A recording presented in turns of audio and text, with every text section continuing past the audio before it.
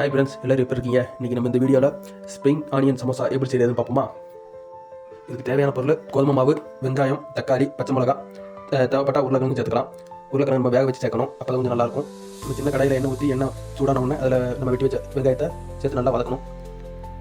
அது நல்லா வதங்கி நிற மாதிரி வந்தோடனே அதில் நம்ம வெட்டி வச்ச வெங்காயத்தையும் பச்சை மிளகாத்தையும் சேர்த்துக்கணும். அதையும் நல்லா பச்சை வாசம் போகிற வரை நல்லா வதக்கி விட்டுட்டு அதுக்கப்புறம் தேவையான உப்பு, மற்றபடி சிக்கன் பொடி, மட்டன் பொடி எல்லாம் சேர்த்து நல்லா வதக்கணும். மசாலா நல்லா தக்காளியும் வெங்காயத்தையும் சேர்த்து நல்லா வதக்கி எடுக்கணும். அது நல்லா வதங்கி வந்த உடனே அதை எடுத்து மாற்றி வச்சுட்டு அதுக்கப்புறம் நம்ம சப்பாத்திக்கு ஊற்றி வச்ச மாவை எடுத்து நல்லா உருட்டி எடுக்கிறோம்.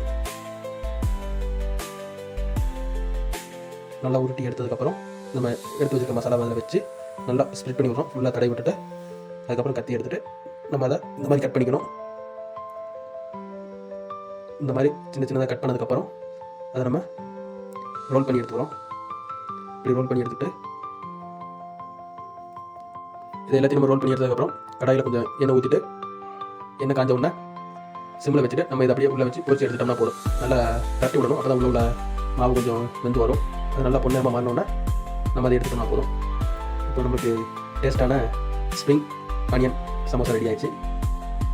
இது ஒரு சிம்பிளான டிஷ் தாங்க. சும்மா வீட்டில் ட்ரை பண்ணி பாருங்கள். உங்கள் குழந்தைங்களுக்கு செஞ்சு கொடுத்து பாருங்கள், அவங்களுக்கு ரொம்ப இஷ்டமாக தான் இருக்கும். இதை நீங்கள் வீட்டில் ட்ரை பண்ணிங்கன்னா எப்படி வந்திருக்குன்னு இதில் ஒரு கமெண்ட் பண்ணியிருந்தேன். ஓகே, இன்னொரு டிஷ்ஷோட உங்களை அடுத்த வீடியோவில் சந்திக்கிறேன். பாய். இந்த வீடியோ உங்களுக்கு பிடிச்சிருந்துச்சுன்னா ஒரு லைக் போட்டுருங்க.